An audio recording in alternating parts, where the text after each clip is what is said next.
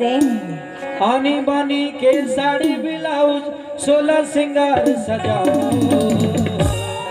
अच्छा गोरी अभी तय कर ले करार, तोला रानी घाट में लागुआ।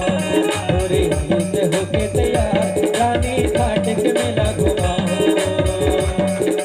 आनी बानी के साड़ी ब्लाउज 16 सिंगार सजाओ। आनी बानी के साड़ी ब्लाउज 16 सिंगार सजाओ।